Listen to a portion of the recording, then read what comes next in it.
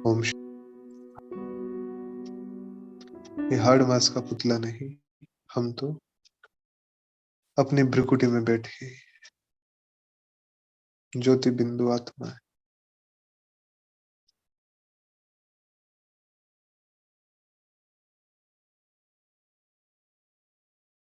तो इसमें बाबा ने सार रूप में विशेष पहला पाठ याद दिलाया, जीते जी मरने की विधि बताई। हम अशरीरी आत्मा है। तो ये पहला पाठ, पहला और अंतिम पाठ यही है, पहला और अंतिम अभ्यास भी यही है। हम आत्मा देह से अलग, हम आत्मा है शरीरी, क्योंकि यही सच्चाई है, यही सत्य स्वरूप है हमारा। तो जो इस देही स्थिति में रहेंगे, अशरीरी, देह से अलग, इसकी शुरुआत कहाँ से होती है? देही स्थिति से होती है कि हम चलने वाली नहीं, चलाने वाली आत्मा है, जो इस शरीर के समस्त कर्मेंद्रियों को चलाती है, हम है वो। तो देही अभिमानी जब होंगे तभी संपूर्ण सरेंडर भी हो सकते हैं। हमारी नहीं है ये देह, ये हाड़ मास हमारा नहीं है, हम नहीं है ये। तो तन मन धन से जो कुछ भी है जब बाबा को अर्पित कर देते हैं कि सब आपका, सब आपका, हमारा तो सब समाप्त, आपका हो गया सब, तो तब माना जाता है संपूर्ण सरेंडर। तो बाबा ने कहा, मेरा बनकर सबसे ममत्व मिटाओ, धंधा आदि सब करो, संभालो, माँ बाप की पालना करो, सब करो, लेकिन श्रीमत प्रमाण। तो संपूर्ण सरेंडर कौन? जो देही अभिमानी है। तो ये छोटे छोटे नुस्खे हैं, चीजों से छूटने के छोटे छोटे इलाज हैं, कि यदि हमें अपने सरेंडर भाव को बढ़ाना है तो सहज विधि है देही अभिमानी बनना, इस फीलिंग में रहना, इसके साथ साथ जो भी विशेषताएं अपने आप आ जाएंगी। तो बाबा ने कहा, जीते जी मन मर के बाबा का बनना है, जीते जी मरकर बाप का बनना है, अर्थात पुरानी दुनिया से मिट गए, जो कुछ भी पुराना था उस सब से मिट गए। क्या पाठ बजे, कैसा रहा, क्या रहा, कुछ याद नहीं, अब क्या है, बस। तो पहले पहले हम बाबा के बनते हैं, बच्चे बनते हैं, फिर जो भी हमारा तन मन धन है वो बाबा को अर्पण करते हैं। तो पुरानी सभी चीजों से मरते हैं। ये बुद्धि में रहना चाहिए कि ये शरीर, ये धन, ये दौलत, ये संबंधी जो कुछ भी है, ये सब बाबा का है, ये सब बाबा का है। क्योंकि जैसे ही शरीर छूटा वैसे ही सब भूल गए ना, महसूसताएं चलते हैं साथ लेकिन भूल गए। तो कितनी बड़ी मंजिल है और कितनी सहज है, कितनी सुखद मंजिल भी है, कितनी सुकून देने वाली मंजिल भी है। तो हम अशरीरी आत्मा महसूस करेंगे सभी, हम बिल्कुल अशरीरी,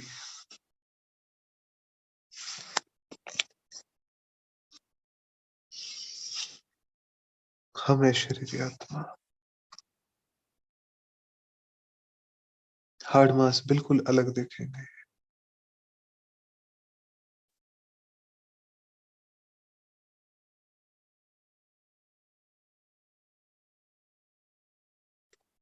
चमकती हुई बिंदी, हार्ड मास के पुतले से अलग।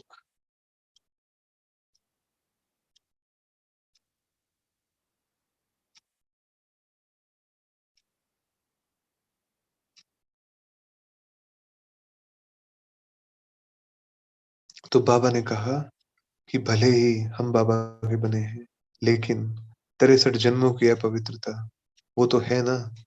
तो इसलिए क्या करना है? फ्लाइंग स्क्वाड बनना है, फ्लाइंग स्क्वाड। सब उससे तीखी जाती है आत्मा। तो उससे तीखी कोई चीज होती नहीं, सेकंड में यहाँ सेकंड में वहां, बुद्धि का ही सारा खेल है। इससे फास्ट गति किसी और चीज की नहीं हो सकती। तो जब बिल्कुल अंत से अंत का समय आएगा तो मच्छरों मिसल आत्माएं जाएंगी। तो हमें तो अभी ही बुद्धि से ही चले जाना है इस तरह से। यहाँ का हमें कुछ भी नहीं चाहिए, कुछ भी। सूरज चांद से भी पार जाना है, वहां से फिर लौटना नहीं। लेकिन पार्ट बजाने तो आते हैं। तो इस कयामत के समय की महिमा बहुत लिखी हुई है, जब आत्मा पवित्र बनती है, हिसाब किताब चुकतो करती है, और फिर जो चमक आती है उस आत्मा के अंदर, जो सारे विश्व में फैलती है। तो इस समय में, इस कयामत के समय में बहुत महिमा है। हम सभी जानते हैं बेहद का ड्रामा है, सभी एक्टर्स पार्ट बजा रहे हैं। आत्माएं सबकी स्टेज पे आनी ही है, हर आत्मा को पार्ट बजाना है। तो जब विनाश का समय आता है तब सभी आ जाते हैं ऊपर से, क्योंकि एक्टर्स के बगैर पार्ट बजाने घर में थोड़ी बैठेंगे, ऊपर थोड़ी बैठेंगे। उनको भी तो बजाना है, भले एक जन्म का बजाना हो, मिनिमम से मिनिमम। तो बाबा ने कहा कि मैं भल यहाँ हूं तो भी आत्माएं आती रहती हैं। अर्थात बाबा तो आ गया, लेकिन प्रश्न होता है ना कि आत्माएं तो आई नहीं, बाबा कैसे आ गया। तो बाबा को आगे का कार्य भी तो करना है, और उस दौरान जो जिन जिन आत्माओं का पार्ट है वो आत्माएं भी तो आएंगी, वो भी तो अपना पार्ट प्ले करेंगे, छोटा मोटा जैसा। तो बाबा समझाते हैं कि मैं भले यहाँ हूं तो भी आत्माएं आती रहती हैं, ऊपर से जन्म लेती रहती हैं। ये ऑटोमेटिक प्रोसेस है, बाबा को बैठ के कुछ नहीं करना पड़ता, ऑटोमेटिक प्रोसेस है। तो सारा मदार हमारी अवस्था पर है। इसलिए हम आत्मा है, यह निश्चरक मेहनत करनी है। हम आत्मा है, इसी सुखद एहसास में रहना है। घड़ी घड़ी देह अभिमानी जब बनेंगे तब कंप्लीट सरेंडर होंगे। बाबा यह सब आपका है, मैं भी आपका हूँ। यह देह जैसे कि हमारी है नहीं, इनको मैं छोड़ देता हूँ, बाबा मैं आपका हूँ। बाबा कहते हैं मेरापन, सबसे ममत्व मिटा दो। तुमको अपना सारा कार्य व्यवहार सब करना है, घर भी संभालना है, सब कुछ करना है, माता पिता की सेवा भी करनी है, लेकिन बिल्कुल कैसा होके, ट्रस्टी बन के, माँ बाप की तरह पालना, माता पिता बन के पालना करनी है।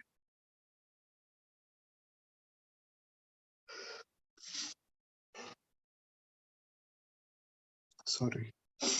तो जैसे बाप हमारी अब पालना कर रहे हैं, तो पहले बाबा क्या करते हैं, हमें देते सब कुछ है, पूरा वर्षा देते हैं, लेकिन सब कुछ ले लेते हैं, पहले पहले ही सरेंडर कराते हैं, और फिर उनसे फिर तुम्हारी पालना होती है। तो ये शिव बाबा का भंडारा है। तो बाबा ने कहा कि सरेंडर किया, फिर उस धन के बगैर छुट्टी पैसा आदि किसी को दे ना सके, जैसे शास्त्रों में हरिश्चंद्र की कहानी है। अर्थात जो पैसा बाबा के लिए निर्धारित कर दिया उसमें से किसी और को ना दे सके। लेकिन लेकिन अपने पास कुछ भी नहीं रखा, सभी ने जट सरेंडर किया। जो शुरू में आए थे उन्होंने अपने पास कुछ भी नहीं रखा, यज्ञ से लेके ही। और बाबा से बड़ा एग्जाम्पल कौन है इस चीज का? बाबा ने बाद में जो वस्त्र थे बाबा के, वो मम्मा के डायरेक्शन अनुसार सिलते थे। वो वस्त्र देखते थे बाबा के कि ये घिस गए हैं, ये फटने वाले हैं, ये ऐसा है, तो मम्मा के डायरेक्शन अनुसार बाबा के वस्त्र सिलते थे कि 2 जोड़ी सिलेंगे, 3 जोड़ी सिलेंगे। तो उन्होंने भी पूर्णतः सरेंडर करके, जो ट्रस्टी है, मम्मा ट्रस्टी थी, जो ट्रस्टी है उसके डायरेक्शन अनुसार। तो हम बाबा के साथ, पतित पावन बाबा के साथ सारी सृष्टि को, सभी तत्वों को पवित्र बनाते हैं। तो बाबा ने याद दिलाया कि ये तत्ववादी सब दुश्मन है। अभी ऐसा रूप धारण करते हैं। अर्थक्वेक भी होगी, तूफान भी लगेंगे, नेचुरल कैलेमिटीज भी होंगी, बहुत दुख होगा, लेकिन हमें ये पता है बाबा कि बिल्कुल सेफ रखोगे, स्वर्णिम महसूसताओं में रखोगे, कुछ पावन भी पता बनाने नहीं, वाला लखपति को कुछ भी पता नहीं चलेगा। तो बाबा ने कहा पावन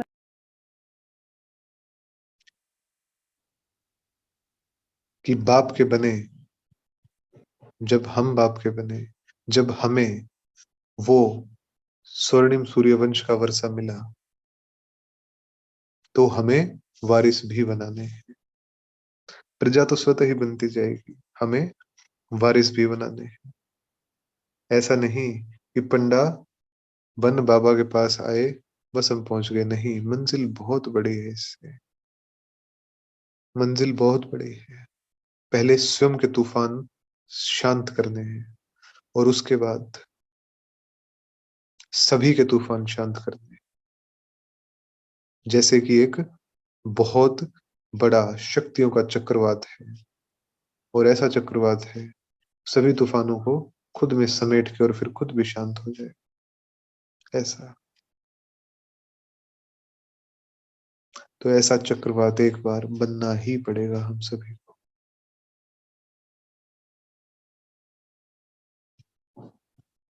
तो जो बाबा ऐसा हमें बनाता है, इतना बेहद, इतना विशाल बनाता है, तो कितना याद करना चाहिए बाबा को, कितना याद करना चाहिए बाबा। तूफान भले ही लगे, कैसा भी हो, भले ही कुछ भी होता रहे, दोनों तरफ से, दोनों तरफ से, माया की तरफ से भी और हमारी तरफ से भी, भले ही बॉक्सिंग चलती रहे, भले ही कुछ भी हो, लेकिन बाबा पे बुद्धि को एकाग्र रखेंगे तो सभी माया, सभी कमजोरियां, माया माना कमजोरियां, सभी भागती जाएंगी, अर्थात परिवर्तन होती जाएंगी। लेकिन जब कुश्ती का समय है, तो योद्धा की तरह लड़ना जरूर है। समय हमेशा नहीं रहेगा लड़ने वाला, सहजता का भी समय आता है, लेकिन जब तक वो है तो बिल्कुल योद्धा और कुछ भी नहीं। तो मेहनत सारी योग की है, मेहनत सारी योग में है, बुद्धि को एकाग्र करने में मेहनत है, क्योंकि यहाँ पे चीजों का विस्तार इतना है कि बुद्धि को अटकाने के लिए सहज है, लेकिन करना क्या है? हम अशरीरी आत्मा, तो किसी भी विघ्न से डरना नहीं है। बनते कौन है ये याद करना है। विश्व के मालिक बनते हैं, विश्व के मालिक बनते हैं। तो त्रेता के अंत तक 16,108 प्रिंस प्रिंसेस होते हैं। तो निशानी तो है ना, 8 की भी है, 108 की भी है, बिल्कुल राइट है। त्रेता अंत तक इतने 16,108 प्रिंस प्रिंसेस होते हैं। शुरू में इतने नहीं होते, पहले तो बहुत थोड़े होंगे, गिने चुने होंगे। तो संगम पे वो प्रलब्ध बनती है। सोचिए 16,108 प्रिंस और प्रिंसेस, 16,108, कितनी लंबी संख्या है ये। तो बाबा का अंतिम फरमान, बच्चे अशरीरी बनो, अशरीरी बनो, सरेंडर करो सब कुछ, लेकिन समझ के, महसूस कर, फिर तो जितना जितना देही अभिमानी रहेंगे, जितना जितना योग में रहेंगे, उतना उतना शुद्ध बनते जाएंगे। और फिर क्या होगा? फिर सब कुछ छोड़ अपने प्यारे वैकुंठ में चले जाएंगे। तो यहाँ पे भी सुख, आगे भी सुख, और सुख ही सुख, हर जगह सुख। कितने महान भाग्यशाली, सुख ही सुख। बस बाबा को सौंप देना है, बाबा ये सब आपका है, सब कुछ आपका है। तो बाप तो क्या करेगा? गरीब निवाज है ना, क्या करेगा? सारी जागीर बांट देगा, लुटा देगा।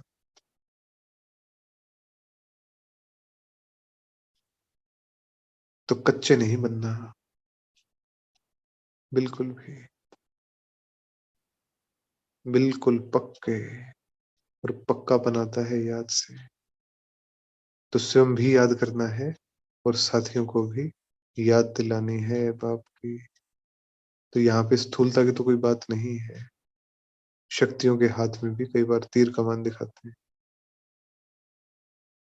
और राम के हाथ में भी दिखाते हैं तीर कमान।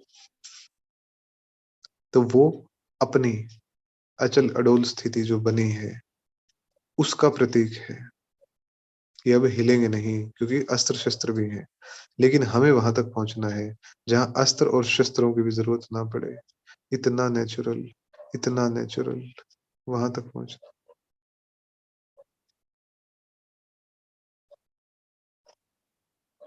तो मोस्ट बिलवेड बाप जब आया है, वर्षा दे रहा है, तो छोड़ेंगे नहीं।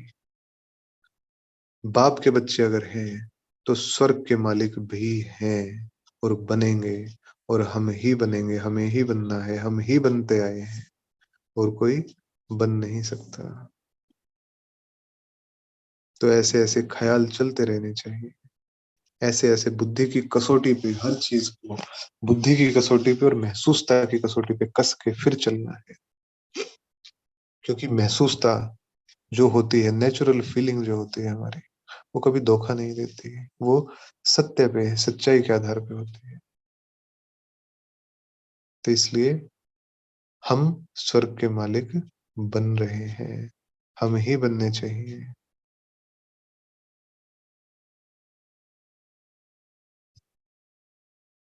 तो मीठे मीठे सिक्के लदे बच्चों प्रति माता पिता बाप दादा का याद प्यार और गुड मॉर्निंग। रूहानी बाप की रूहानी बच्चों को नमस्ते।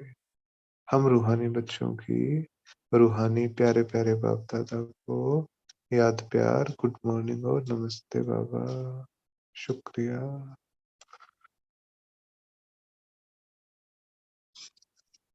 अब वरदान लेंगे, सर पे हाथ महसूस करके बाबा बहुत गहराई से स्वीकार करेंगे इसको।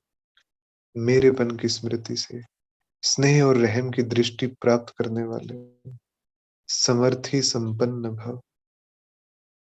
जो बच्चे बाप को पहचान कर दिल से एक बार भी मेरा बाबा कहते हैं, तो रहम के सागर बाप दादा ऐसे बच्चों को रिटर्न में पदमा पदम गुणा उसी रूहानी प्यार से देखते हैं।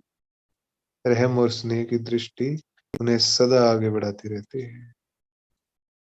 तो किसी को भी परिवर्तन करना बंद आज से।